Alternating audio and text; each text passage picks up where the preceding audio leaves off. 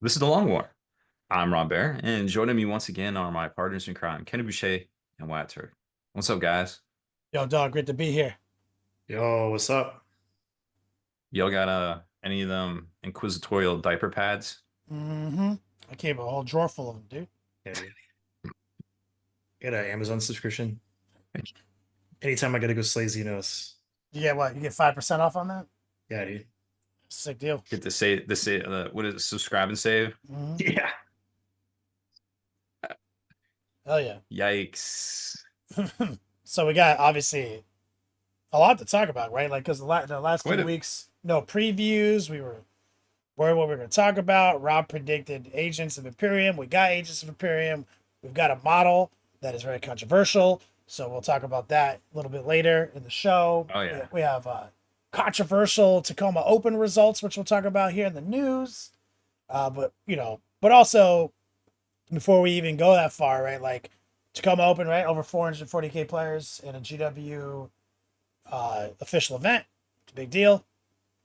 Lone Star Open too. Congratulations to some of our friends who were there, like One Plus Saves, going 6-2, winning the lieutenant's bracket.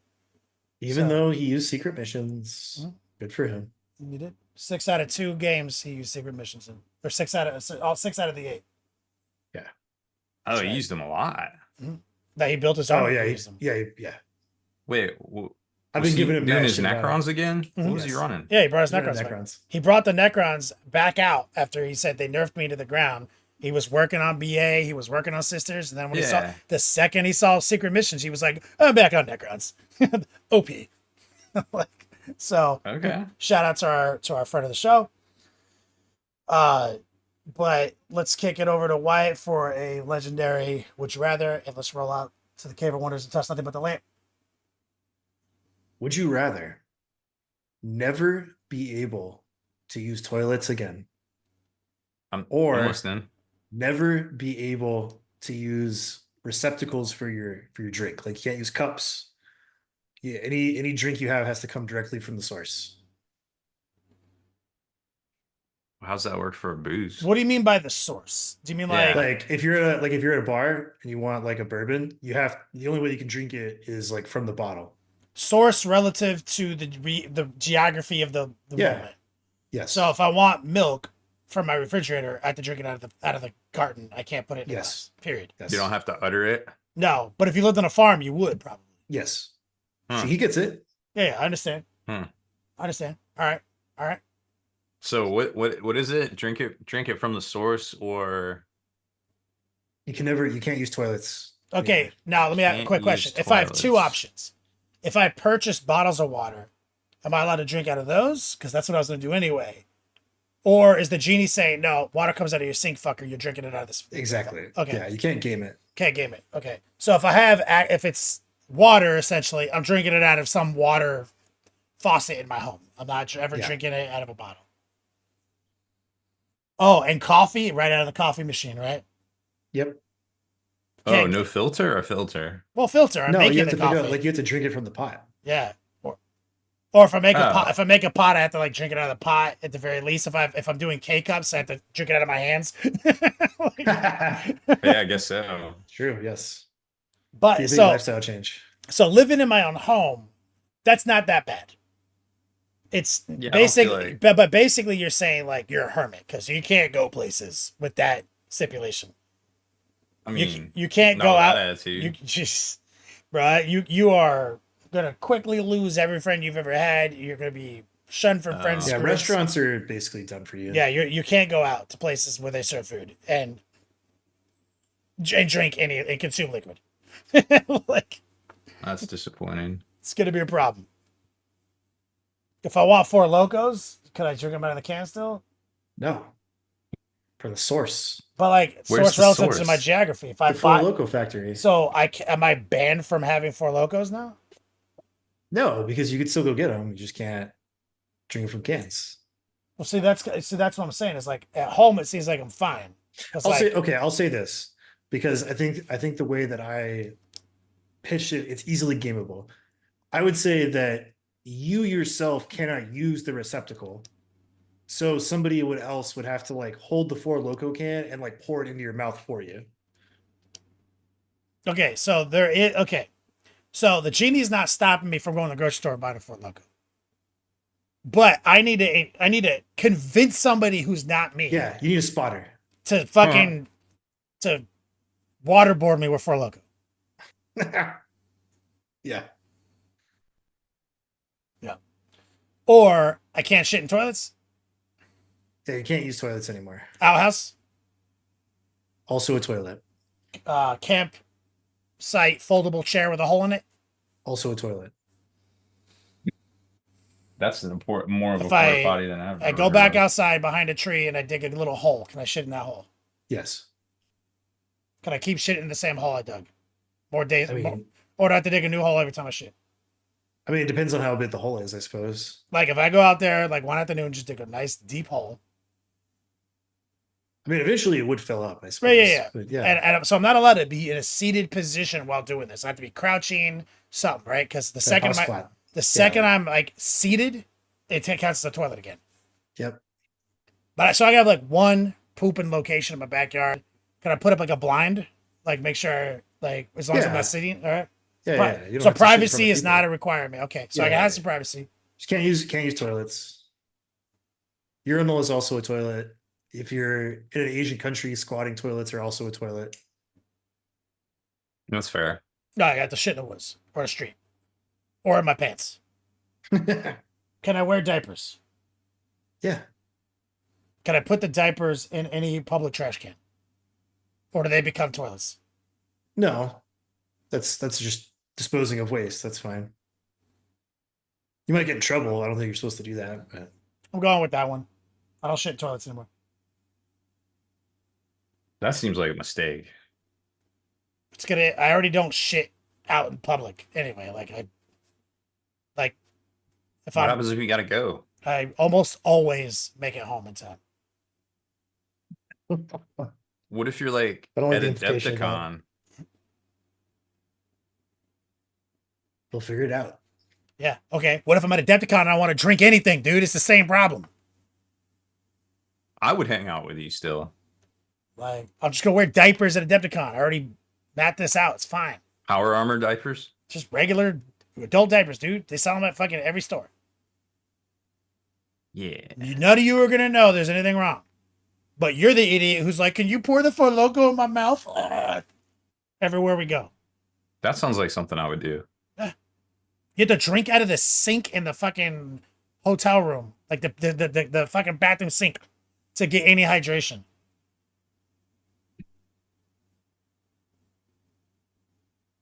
Remember last year when you drank all that wine with Brad Chester? Imagine if those pictures were of you and Brad Chester pouring the wine in each other's mouths. All weird. Oh man. I'm pretty sure Arthur was there too. Me and Arthur were pre-gaming. Yeah, Arthur's but, an enabler. but Arthur would have to pour it in your mouth for you. It's a completely different dynamic, dude. Yeah, yeah. You have to go to the bar, which you did many times, and you have to convince the bartender to mix the drink in your mouth. She might have. This is Rob we're talking about. Hey, so you can see my point. They both suck. They're both gonna have issues. I'm picking the one that's gonna impact my life the least. Shit in my pants would. It's already a thing that happens sometimes. 1, 2, 3 times a year already. Now I just buy diapers. I just commit, and I poop outside. I'll tell my dad right now. I was like, "Dad, can you dig me a pooping hole?" He'll be like, "Hell yeah!" He won't even ask me questions, dude. He loves just doing projects. Some people are into that sort of thing. Yeah, I think I'm definitely doing the bathroom still. So we're gonna pour things in my mouth. Pour things in Rob's mouth. Which is Rob, things in my Rob mouth. is straight up girls gone wilding this. Is there any other way, really? Man. Good one. Good one. All right. Let's kick it on over to Rob. Let's do some news. Stay committed, guys. If you're driving to work, listen to the podcast. We're gonna cover some real ass events. Some Rob. cheatertons. But I'm sure there's other stuff besides that. So hit us with There it. is. There's quite a bit. So this week we got new release wise from Games Workshop. We got the Age of Sigmar starters. Now, smart money, if you're looking at any of those Age of Sigmar 4th edition starters, um, the ultimate starter is basically the same price as Scaventide. Scaventide's like rapidly decreasing in price at I see it on Amazon below retail. I don't know how they're getting away with that because it's still in stock on GW, but at some point it'll go out of stock on GW, out of stock, very loose air quotes, because they're going to, give it I'm to pretty sure Jeff events. Bezos is more powerful than James Workshop. What? You're saying That's Amazon? that's why they get away with it, dude. Yeah. Jeff Bezos' dick is bigger. That's Yeah. why. I don't know if it's You can see his specifically dick Amazon, from but sure. you can see his dick from outer space. I mean, he could probably buy like 1,000 Games Workshops. Yeah. So yes, we'll go with that. The smart money, just go ahead if you're actually interested in all those miniatures, pick up the Scaventide box because the other 3 boxes, the Russian nesting dolls of Age of Sigmar starter boxes that they do every time they put out a star box. I've been just not hearing worth it. through the grapevine it's a sick ass box actually. I mean, the models are dope. Some people, I think the stigma behind the box is that retailers got burned. Okay, so that's strike one. Mhm. The Stormcast players got burned because they just legends, like all those original models. When you say original models, this is stuff that came out in 2015, 2016. Yeah, it's old. They're not that It's old. old. It's Guys. old now. That's old. That's old as fuck, dude. I'm not playing with Stop. the same model for a decade, dude. Get the fuck out of here. Stop. Like, there's some models that we've had the same one for 30 years now. Yeah, I refuse to But- play with those. Well, fortunately, we're in the age of 3D printing, so you can easily find an alternative anywhere you look. No, but all joking aside, the stigma, it's a stigma, but that doesn't validate the ballerness of this box. Right. And I think if it was handled differently, if they read the writing on the wall, and we know they have a problem with that, it probably would have gone over better. But they didn't. They forced stores to get their numbers in ahead of general retail, even being able to take pre-orders. They wanted to know stores to know that after sending stores what they thought their numbers should be, they wanted to know stores' numbers before they were even allowed to get the product information. Mm-hmm. It's absolutely ludicrous. Like how they're scrambling. Like, everyone is scrambling right now. sure. Anybody who works in the digital online point of sale, e-commerce, content creator, subscription service space on the internet right now, you may Probably impacted. I mean, like if you have like if you're like a civil servant, you work for like the school system, and you get you're hearing about certain things, you're witnessing certain things like inflation and things like that. But this other sector, it's not only is inflation, but it's also like just sudden, unprecedented drop in money being fucking brought into your fucking coffers. Like unprecedented. Like panic, mass layoff, fucking people, bankruptcy shit. You know what I mean? Across the board. So like GW scrambling. Scram. We're not saying GW's, in danger or going bankrupt or all that. They basically next week they're going to release their financials for the previous year. They're going to be interesting for sure. So there's going to be a lot of stuff. But they are a business of multiple compartments and sectors, and so they are doing well. They have been good with their money. They've been transparent about a lot of what they've been doing, and they've been opening up their licensing division and their lore and everything like that. Whereas undoubtedly and provably, the miniature side of it has gone down year after year now. And I don't think, and we've talked about this before. I started talking about in October when they started putting these like ridiculous allocations and ways to order on stores and started really impacting stores. And people were like, Rob, you're just being pedantic. But am I? And now here we are, it's the last 3-4 months, things have gotten even more sideways, like we are about to hit 2 months between a 40K release. It's something that literally hasn't happened since 2013 when they were packing up all the factory equipment for producing miniatures in the States and shipping it back to England. If you've been playing that long, you probably remember Tau was really hard to get then.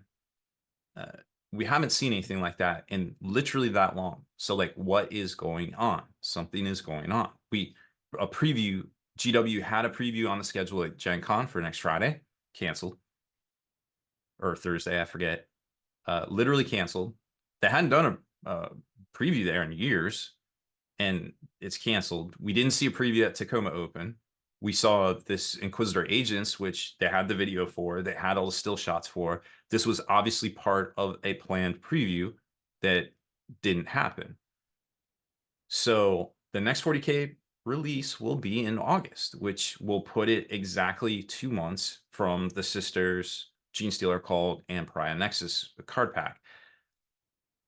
But also, they didn't make enough of any of this stuff. They didn't make enough of those battle forces or any of the battle forces previous to that. They didn't make enough Pariah Nexus card packs. Everybody can't find them. I mean, sure, you can use the app and Did you stuff. see what happened at Tacoma with the card packs?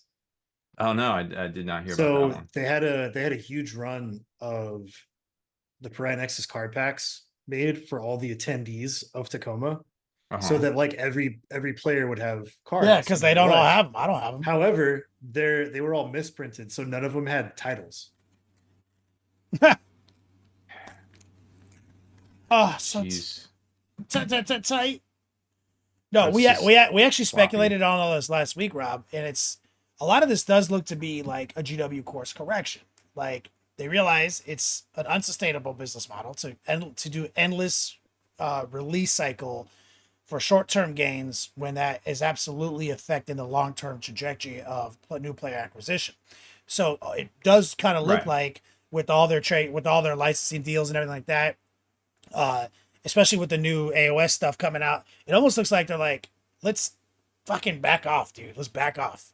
Let's get this out, then that. Let's get this out, then that. Let's fucking slow. Let's pump the brakes. Summer is notoriously bad anyway, so this does look to be a possible trend for GW that possibly lead to good things in the future. But I mean, that is the thought, but like I said, you're not getting a lot of goodwill with the people that you expect to buy your stuff. And then, we got the obvious inquisitorial agents drop. And a lot of people are like, well, what's going on with that Cote's model? so And I don't think before we talk about the Cote's model in the second half, what other controversy is surrounding the Imperial Agents drop? well, okay, so we still don't know exactly what's going on with Deathwatch. The article wasn't specific. It seems, because they didn't mention that Deathwatch was going to get a codex at a future date like they did for Grey Knights, that they aren't, which means that either all the rules for Deathwatch is in this book, Or they're not which, getting a book. which they didn't say, or they're not getting a book, or there is no more Primaris versions of Deathwatch, which are basically the 3 outcomes of this. So we just don't know. We'll know when the reviewers get their book and start talking Less about of a controversial subject, more of a disappointing like lack of fucking information trickling down. Right. And we don't know what's going on with. What do you speculate? Like, give me a speculative hot take. What do you think? You think they're gone? The Primaris are gone, or they're just lumped into that book? So I think Get- the Primaris might be gone just because of the fact that why do you need 2 sets of identical Space Marines, right?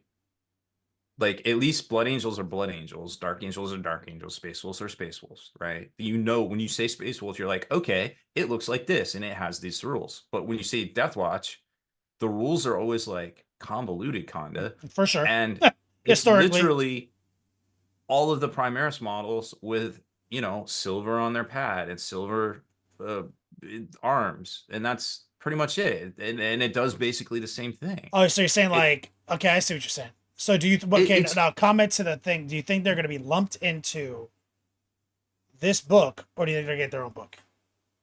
I don't think me personally, my opinion is they are not getting their own book because Games Workshop did not mention that in the article. And there's a precedent where previously they did when you compared it to the Grey Knights. Okay, so currently your gut's indicating they're not getting their own book. Got it.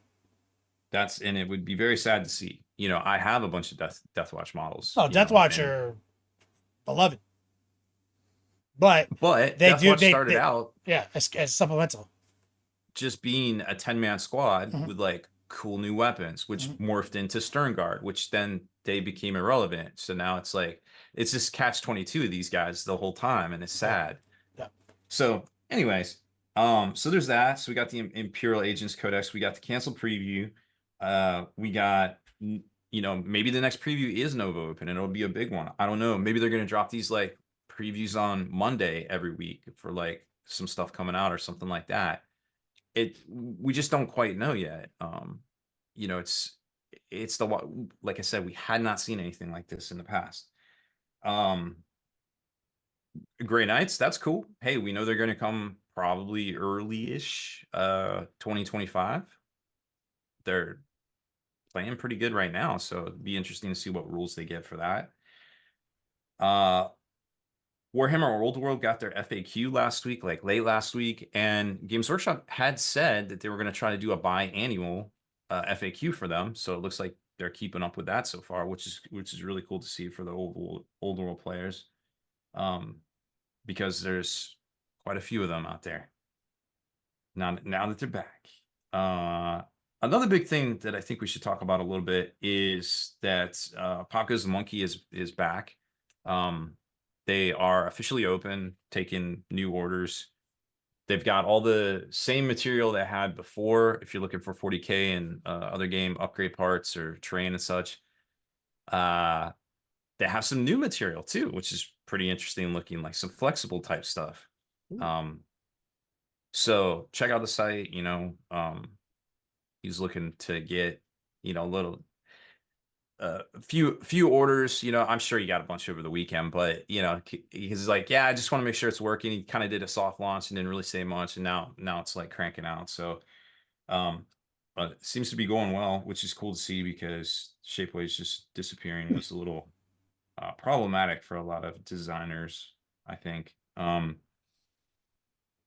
then we got a bunch of previews from Atomic Mass Games. They previewed new Shatterpoint models, new Star Wars Legion. Well, new Star Wars Legion is a bit of a understatement, because they completely changed the game, put out a new set of rules. It's basically a second edition without being a second edition. The game is 6 years old at this point, so it needed some fixes. Yep. They showcased a lot of hard plastic sculpts that are going to be coming out over the next year or so. I would imagine they're going to put out new starters with those hard plastic sculpts, because the first ones were PVC and such. Shatterpoint got a bunch of new previews. Marvel Crisis Protocol got a bunch of new previews, like Apocalypse is coming. Dark Phoenix is coming. Going to be pretty tight if you're into Yeah, Apocalypse looks sick as fuck. Yeah, it does. The whole Horseman mechanic, and then Angel, Archangel getting a two model pack.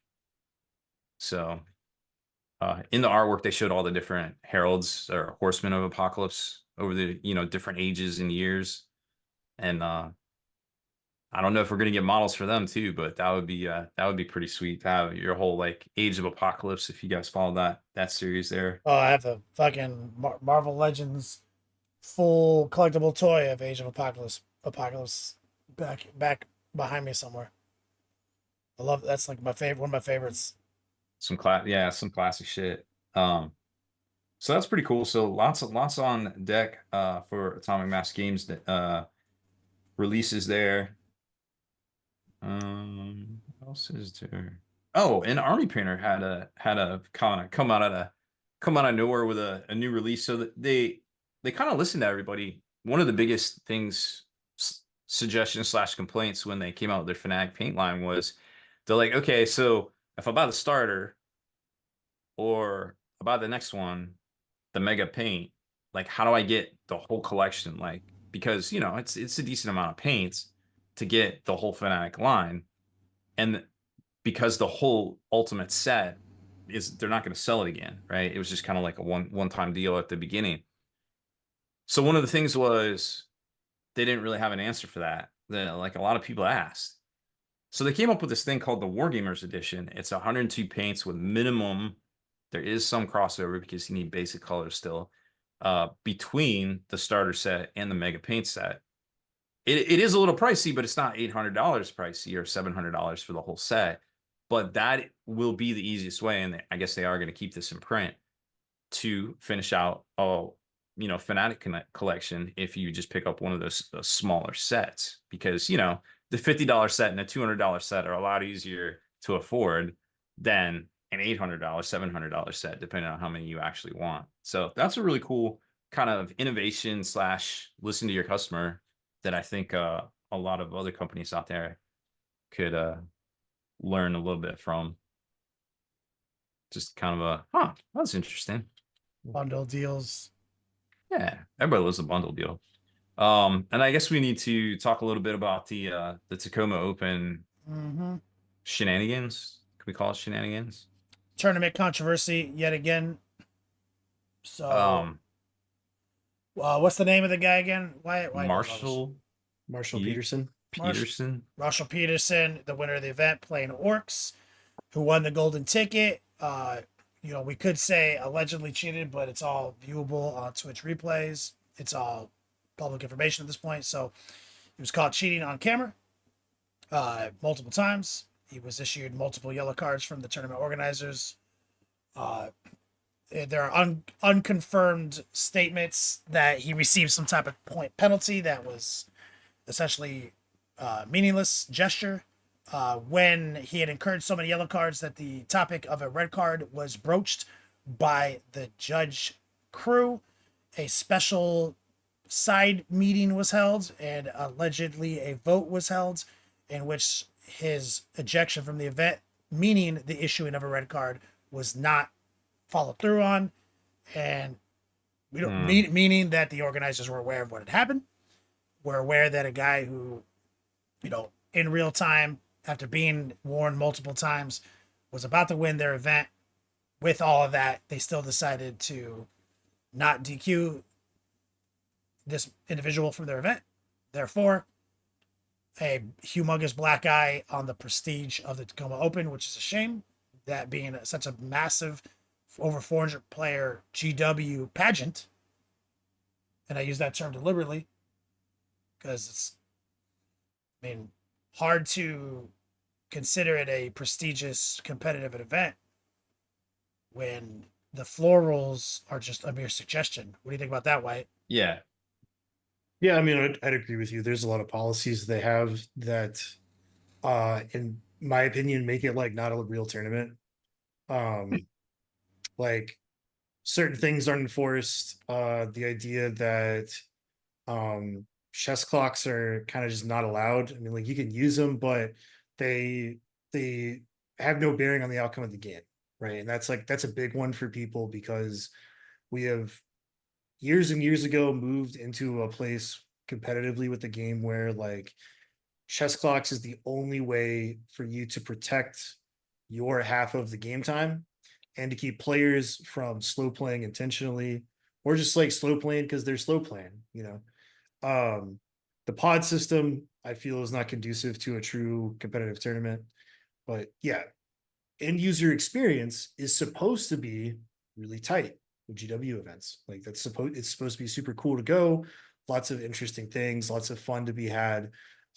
Pageantry is definitely a word that I would also associate with them. But the idea that you can have a player like Marshall get these yellow cards up to the point of in the recommendation of the floor rules that player should be disqualified, and the head judge has to have this like secret vote thing and get overruled because I guess the word from on high is that they don't want to red card people or that they need approval to red card people or something like that. With that information being kind of like behind closed doors, all we can do is speculate. But from many sources, firsthand accounts that were there, the head judge wanted to kick him out, wanted to give him a red card and DQ him. And this meeting was held and they were overruled. And so this puts a really bad taste in people's mouths because not only is that just kind of appalling that a player is allowed to get away with that, but also the fact that, that kind of ruined the event for other people who were in contention for podium position. It kind of ruined the event for those people vying for the golden ticket because right now he's got a golden ticket and he's going to the Worlds event later this year. And so for somebody who attended that event that was vying for that golden ticket, not being able to have that because somebody was allowed to get away with blatant cheating, it's kind of fucked up. Yeah, and we had a really detailed uh, conversation on this in the pregame show, the after hours edition. So if you listen to this on a drive to work, you want to have all the details. We were talking with the people in our chat that were there. Fully, solidly dissected. You know where to go. You got to get that on our paywall, obviously. But here we are. But we again. won't disqualify you. But yeah, here we are again. Many years into this game, and we are still suffering from TOs, as Y eloquently put it earlier, who won't sack up and who won't make the hard decisions. And therefore, players, we lose competitive players every year, or people who are right on the precipice of wanting to step up, or That's people. what I was going to say is one of the saddest things about this is these GW Opens are supposed to be the big, open, welcoming gateway for players who are more on the casual side to learn what events are about, right? Because as we've talked about before, events are not necessarily only about competition, right? It's many other things, and it's such a great time. That's why we are such huge proponents of going to these events and supporting these events.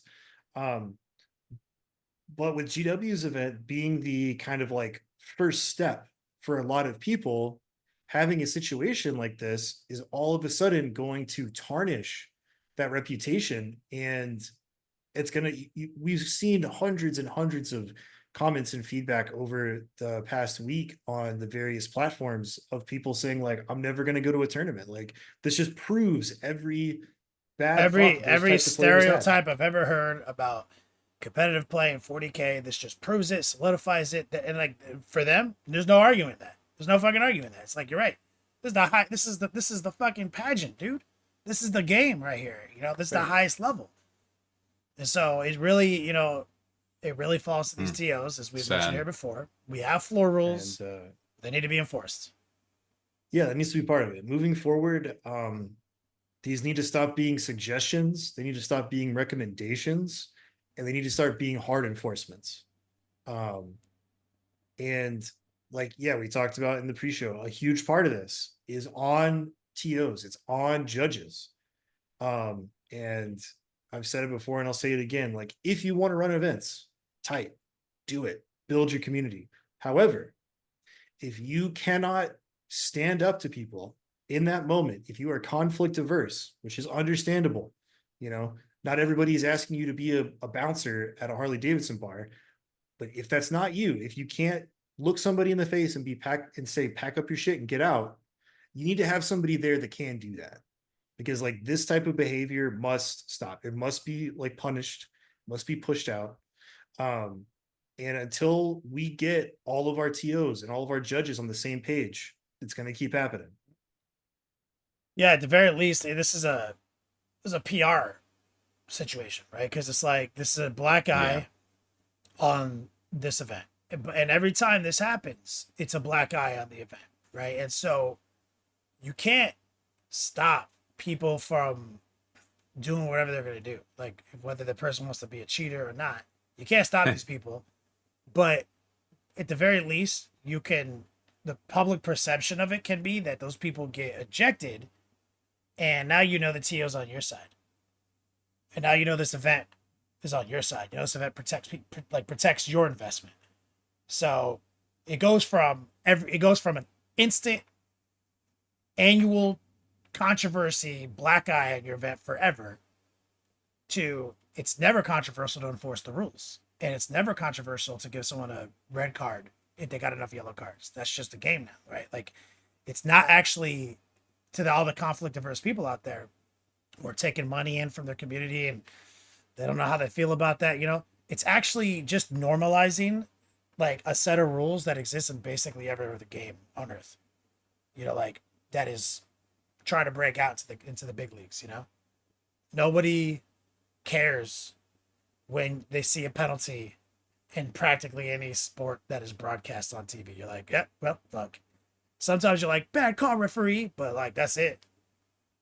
You know, it's just needs to be normalized. And as Wyatt said, if you're conflict averse, which is understandable, there's probably somebody in your game crew who's not.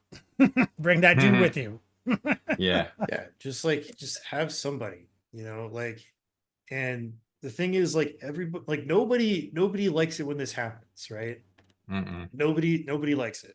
And the answer is so very simple and clear. And we still have this problem, right? And in Does so seem to many happen. instances, it's because we have people in the positions of making that decision that kind of, they crumble under that pressure. They choose not to for whatever reason. But like that is the main problem, right? And that's community side. That's on us. I'm part of that community. I run a tournament twice a year, but we don't have that issue with our tournaments, because if something like that happens, if there's a yellow card moment, we immediately punish it. There's no gaming our system the way that the yellow card system can be gamed right now. It's like, got a yellow card. We are going to show you that your behavior was unacceptable and needs to change. You get an L this game, right? And if it happens again, you're going to be ejected from our event. Yeah. Right. There I was somebody who have asked not to come back. Yeah. Other than that, we have a 99% success rate of, hey, Mhm. here's your punishment. Don't do that again. And then you know what? They don't do it again. Mhm. But Yeah. if you keep letting these players who can game the system, right? Because we've talked about this from day one of the yellow card system, is like, even if it's only a 10-point thing, like if it's only a 10-point thing, but they beat somebody by 20 points, does that matter? No, it doesn't. Right? If you can get 2 or 3 yellow cards before being ejected is even brought up, but those only happen when it's like the tournament is on the line, does Yeah. the punishment matter? No, it does not. Right? However, if that person Sad. lost the tournament because of their behavior, let's say they won the game, they won the tournament, but they got a yellow card during that game. It's like, well, too bad, dude. You should have known better. You should have done that. It's very clear in the rules. Don't do that. We're going to change your W into an L. You should take a learning experience from this. Yeah. 100%. I mean, it's to some people in chat were asking, but like, we don't have to, like, someone was asking, like, who do you trust to write these rules? They already exist. Frontline Gaming, years ago, already, because of some controversy, just like this, finally sat down with a group of, really heavily invested people in their community and published out a living document that everyone looked at and everyone commented on and established floor rules. And they have been around for a long time. Some people don't know about them. Some people do. Some people sort of enforce them, but only up to the point where they're hoping that they won't actually have to do the hard thing, which is hand the red card out, right? They'll force it up to that wall. And you just saw this happen in Tacoma. They were willing to throw the yellows out there, hoping it would correct itself, but it didn't. And now you're left with one last decision. They couldn't do it. They couldn't pull the trigger on it, which at a GW event, like I said, I call it a pageant anyway. I really didn't expect GW to kick someone out. Like so it's probably realistic that they have it needs higher approval somewhere in their literature packet. Like for them, sure, fine. But this happens like every other fucking week. Well, like, so hopefully they get it figured out. I mean, we'll keep saying, every time it happens, we'll keep saying the same thing. That's why I just said, you got floor rules, enforce them. If you can't, get a friend, do it. Like, it's that simple. Normalize penalties. It's not gonna. So I'm gonna say something wild here, and this may correlate or this may not. I don't know if it stretches across their whole like corporate structure, but like, if you have if you're a GW rep on the business side, and your customer engages with you in a way that requires a legal response, from what I understand, it is corporate policy that you cannot reply back to them about anything. They just, you have to like report the situation to legal, and they have to advise you on how to proceed. Like, and that comes from like a specific email address overseas. Obviously, if you're here in the States, there's a time difference. So Obviously, if asking someone to leave your event would fall under that purview, is what you're saying? so what if that did? That team there might not be able to do that. I 100% agree with that opinion. Like that's why I keyed in on that when one of you guys said that. It's like, oh, you know what? That corporate nonsense. I guarantee it. I believe that 100%. Right. I believe that 100%. So- I don't think there is any legal thing that would come up, Mhm. but maybe being under that same kind of protocol Mhm. makes a lot of sense. Yeah, like it's a gray area that now they're 'Cause, like, now they I- need to I mean, define. I'll have to do some research and come back next week, but like I am fairly positive from what I remember of purchasing the ticket, there is words on the ticket purchase screen that talks about this thing exactly. Like you're expected to abide by XYZ as far as like the player rules code of conduct is concerned. And if you don't do that, then like your place at the event could be forfeit, etc. Mm. Fairly sure, but I'll fact check myself and get back to you guys on that next week. But I do get where you're coming from, Rob, and I'm also not surprised by Games Workshop, being a limp dick on this whole thing. Mhm. But at the very least, let's just say red carding somebody is out of the equation because of a legal thing, right? Let's just say that Potentially. that's the case, right? Hypothetically. That being said, I still find it unacceptable Mhm. that he was allowed to win the tournament. Yeah. So if you don't want to eject him, if you don't want to say pack your stuff and get out, you're disqualified. Fine. If that opens up too many legal potholes for the company, I get it. But you can say to that person, we are punishing you for not following the player code of conduct. We are taking your win away. You'll still be, in the tournament, in the rankings. You're just not going to win the tournament. You're not going to win these prizes. Like, you get an L. Good day, sir. Mhm. And the fact that they did not do that, that the head judge got to the point of saying, I want to red card this guy and get him out of here. But the vote was not red card him. The fact that a discussion was not then brought up of how, like, why don't we just, give this dude an L and push him to the bottom of the finals where he can't win the tournament. Like, I don't understand how that was allowed to happen. The fact that it's just like, this dude is spending his yellow cards like CP, like it's this resource, is fucking insane to me.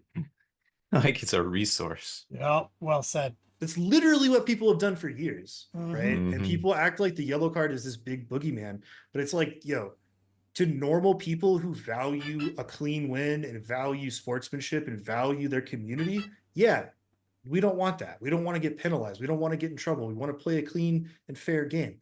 But for these like sociopaths that have to win these tournaments because that's like the entirety of their identity and they cheat all the time, yellow cards are basically CP to them.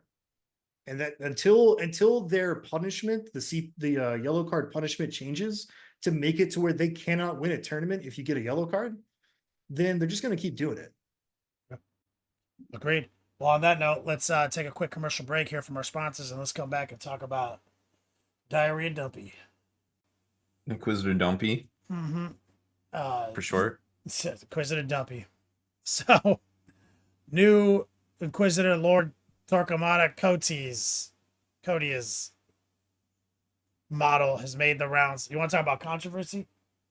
What the fuck? I went into it in detail to my opinion. You guys know, historically, I'm pretty inclusive when it comes to GW's bad models. Right? And pretty much like, yo, no, trust me, Wyatt, that Angron's gonna be dope. Trust me, that Bellacore, whatever it is, right? Bro, that day has come to its end. With this model, this is the one that did it. This is the one that fucking did it. So right out the gate, let's just talk about the obvious like reality. It is absolutely of a superior cast and quality. I get that. Sharper edges, cleaner lines. Uh, when you compare it to the original, the OG, the OG's got that really tiny, skinny waist. It's got that old look. You know what I mean? So, but guys, what's Wyatt? What's GW normally like? What's one of their worst habits? It's posing like heroic poses, right? I would say their worst habit is they suck at painting faces. Yeah, I'm talking about the sculpt. Huh? In the sculpt, a Oh. lot of times we have like models that are doing something a little too actiony, and it doesn't like it Composition. there you go, the composition. Yeah, okay. Now it's not always; it's sometimes, right? I'm not saying that they have a composition problem. It's just that one of the only times we can criticize GW is, yo, that's a sick model, that's top tier, but that composition's a little whack, right? Well, I think they duplicate poses in composition a lot too. Yeah, no, absolutely. Like what? Like there was a model, there was like an Eldar model recently. That was like, that's the sickest model ever, except the composition is kind of weird. You know what I mean? Like, it's like, Yeah, I mean, like when you get down to it, if like we're using a normal humanoid skeletal frame, there's only so many poses, unless Sure. you want your models to start looking like weird interpretive dance, crazy shit, you know. Like there's only so many poses that look like cool and dynamic for your war game. Mhm. And so like repeating poses or like tweaking existing poses to be slightly different, that doesn't bother me. yeah. Somebody actually just donated some money to us on YouTube saying, Oh, uh, thank you. I want to say, Ejaniz, I don't know how to say his name. EG says, I'd argue the old one is better casting and more detail. The new one is sheer laziness. Like, I'm going to say there's more details on the OG. That doesn't mean they're of a better quality, is what I'm getting at. Is like the GW is really good at like really stylizing fur, putting deep gouges in, deep furrows, crisp edges. Every line is a little deeper than it needs to be. And this is just like, so models have more HD quality, like they're easier to wash. Washes go in the lines. They're easier to original dry brush. Kodiaz is kind of crusty. Yeah. Like composition wise, He is top cooler tier. model. And I think really all it comes down to with this guy is proportions. The proportions of his armor look a little weird, right? And it might be that this single angle that we've seen the model from is not very flattering to that, and then in real life it's slightly better. But his lower half is definitely out of proportion with his lower half. So I mean, like this is basic art school 101. Like, got to get your proportions right. You can do all sorts of crazy detail and whatever you want to do, but if your head is too big or your arms are too long or your waist is too your spine is too short, whatever that might be, then like your drawing is going to look wrong. And sometimes as a comic book illustrator, that's what you want in certain directions. The old school in Codius has a textbook. I mean, you want to get real? Real is the original one's lazier. Let's be real. He is standing in as stoic and stationary of a pose as humanly possible. But What? that is why it works. That is fucking baller. He's standing in one of the most iconically badass poses, eagerly on the arm, hand down, hammer him to the ground. He's looking straight at someone he's about to fucking murder. You know what I mean? It's gangster. There's no action. There's no movement. It's just fucking a statue, Greek god statue. His waist is real skinny, which is misproportioned, but that makes the shoulders more broad. That makes things look badass. So they're just going with textbook badass.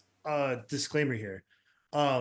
All of the proportions in Warhammer are wrong. Yes. Yeah, Because especially it's the a weapons. heroic scale game. Heroic scale game. Right? So like we can kind of scrutinize the proportions, but this is not a real scale game. So like all of Warhammer has always and always will look kind of cartoony unless they switch to true scale or real scale.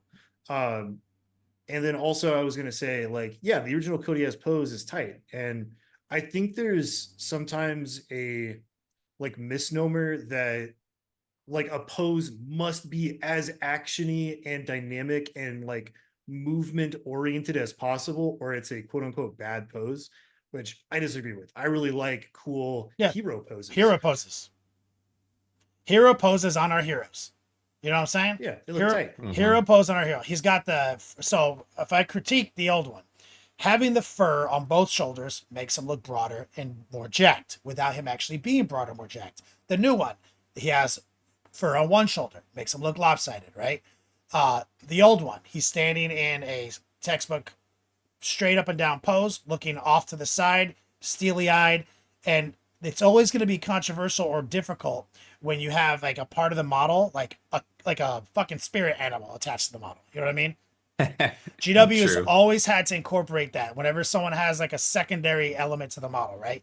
They did it the smartest way fucking possible with the OG. He's fucking fat like a falconeer standing there with this fucking two-headed eagle on his arm. It's perfect. He has a place to sit. He's also in a hero pose, looking all badass. You know what I'm saying? He's not flying around doing nothing. So you have a secondary element of the model engineered into the model perfectly, right? He's looking badass. His proportions make him look jacked and strong, right? But obviously smaller than a Marine. The new guy, though, the way he's cradling the hammer that's in the ground is actually kind of inspired, right? Like his hands aren't fully gripping it; they're kind of like soft gripping it, almost like he's just put it down and he's starting to put his body weight on it, right? Like, and he's looking into that side of his body. He's not about to lay the smack on someone. He's like looking into the battlefield. I have no problems with like those little subtle traits that I'm detecting on the model. The issue is like none of that matters on his little 3D 32mm model that is the hero guy that never fucking moves. Like he needs to look like he's always intimidating and baller at all fucking times. You know? Like You know, we're discussing this, and I'm kind of like I have the model on my other monitor, and while this is not something that we should have to do, because like they should just make it right in the first place, but I feel like this model could very easily be fixed by simply extending the length of the torso with like a spacer of plasticard. Because I'm looking at the arms and I'm looking at the legs and I'm looking at like the pelvic armor, and like his armor is supposed to be like thick and chunky, right? And like I can see the proportioning in that. And like he's supposed to be like kind of a burly, barrel-chested human. He's not a skinny little skeleton man, right? But the proportioning on the model is off because his legs are too long and his torso is too short, right? He needs a longer torso. So I think if you just had that, this model all of a sudden becomes really nice looking. Because it's actually not that bad. Like I like objectively, I like a lot of the elements of the model. Yeah, like I think the facial sculpt is tight. The fur looks really tight. I mean, like, you know, people say the armor needs more detail. I'm kind of in another camp. I don't think armor needs needless, meticulous details like busyness to be cool. You can always add that yourself by conversion, or add that with like telling a story through the painting techniques that you're using. Yeah. I like that they cleaned up a lot of the nonsense, right? Like all the little hanging doodads and the chains and the fucking Yeah, there's more room to get paint on there like, and do some actual technique. And I don't have a problem with the stylistic like way the armor is presented either. I don't have a problem with that. Like it's like you said, the proportions are off. He literally looks like he's wearing fucking old man power armor. Like he's Steve Urkel over here, dude. You know what I'm saying? Like he looks like Very Urkel. he looks like a fucking nerd. Like, you know, with fucking wearing Depends. Like, I mean, it's not badass. That's the issue. It's like, and so I, for the first time, concur with the community. I joined the ranks of the haters. I hate this fucking model, especially when you look at such a dope armature of where it came from, like where it started, and how all you had to do was update that badass. All you had to do was update the old fucking Codius into the new fucking system, dude.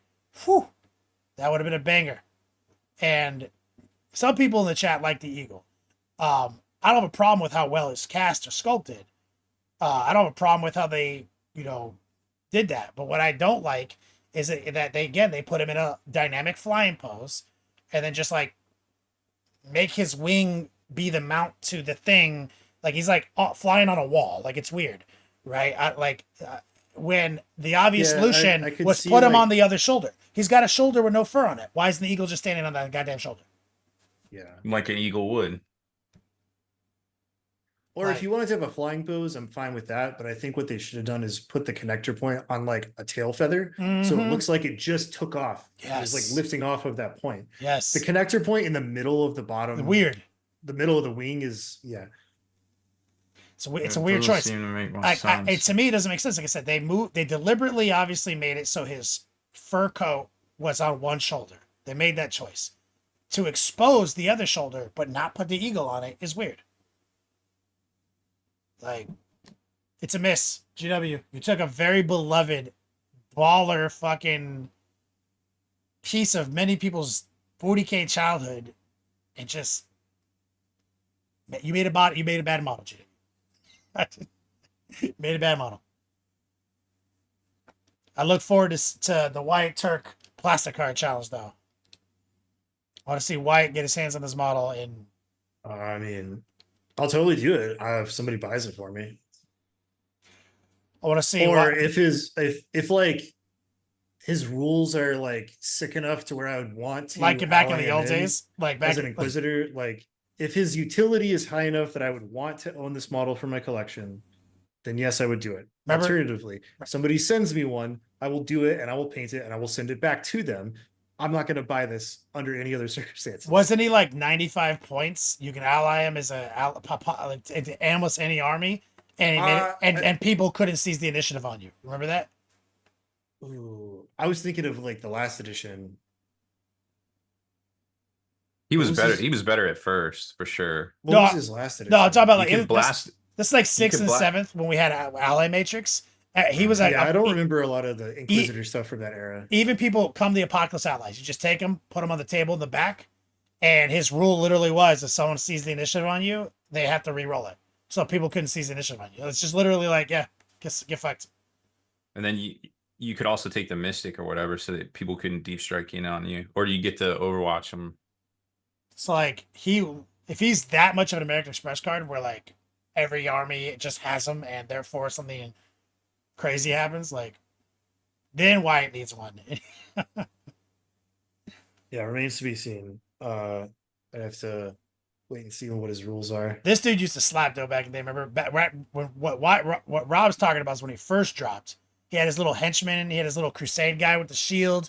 Bro, Cody isn't being his little squad of dudes rolling up on you, just slapping down all your guys, dude. You couldn't stop him. He was Mhm. like, he was definitely like an American Express card in early 9th edition too. Yeah. Like for all the Imperium armies. I just like, God, I can't for the life of me remember what his rule was. I but can't he was remember- in like every Imperial army. Yeah, I think that's- it was like he gave you an extra CP or like, fuck, what is it? There was was- it like was it a Vect thing that he could do? There was a tech. I'm also unaware of it. I know a lot of Blood Angels guys were doing it too. I just never used the tech. But he's been I can't remember. he's been useful for a long time. So let's see. Yeah, See, 9th edition. it's been a class. I don't think it was Actions. 9th. It was last edition. Yeah, last edition. Was it? It wasn't Uh, super popular. Like it wasn't like it was. It was in every army. remember when like the new codex for Custodes came out? He was like really popular during that era. Hmm. Let's see.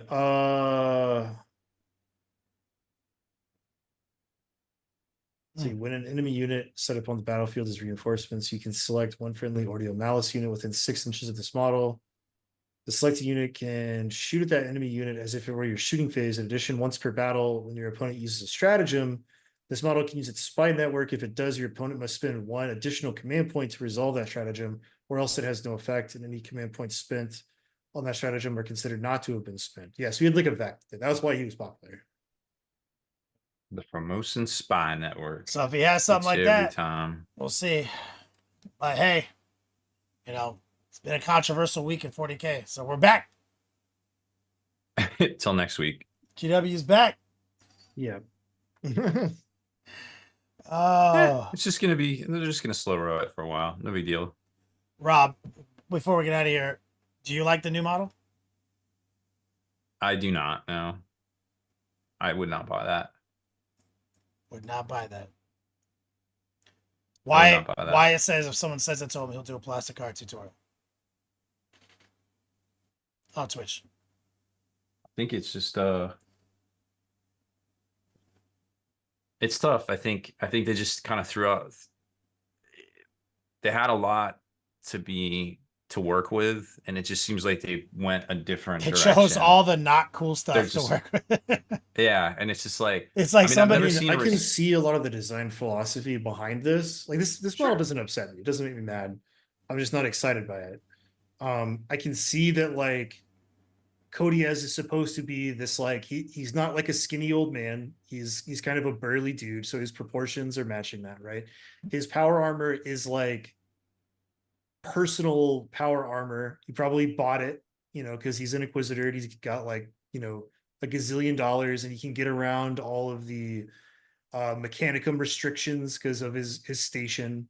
So like I think what they were going for was that this is not supposed to be power armor like the Astartes power armor, which is like dope and mastercrafted, and for also superhumans. it uses the black carapace. His doesn't. His is not. Yeah, this is Neuralinked. sort of like lesser power armor made by probably like, maybe even like a rogue mechanicum guy, or just like some artificers on Terra or something. So it's not as tight as Astartes power armor. And the proportioning for that is going to be different, because like it looks to me like the armor probably has more built into it to give him super strength, rather than the Astartes power armor, which is a little bit of help, but mostly armor plating, whereas their strength comes from being genetic super soldiers. Whereas this guy probably needs more like myomer muscle and servos and all that packed into this thing to get to that same level. So it's chunkier and it's thicker, and like the proportioning is different. Yeah. No, I think that all reads. It's just COD just a fail. Yeah, it just doesn't look cool. At the end of the day, like sometimes end it of the just day, has to look cool. It doesn't look cool. Oh, fucking. Well, there it is. Another banger. GW's back. They shouldn't have left us without a dope beat to step to, but controversy after controversy, editorial after editorial. Let's go. Well, Wyatt, would you take us out of here? Rap.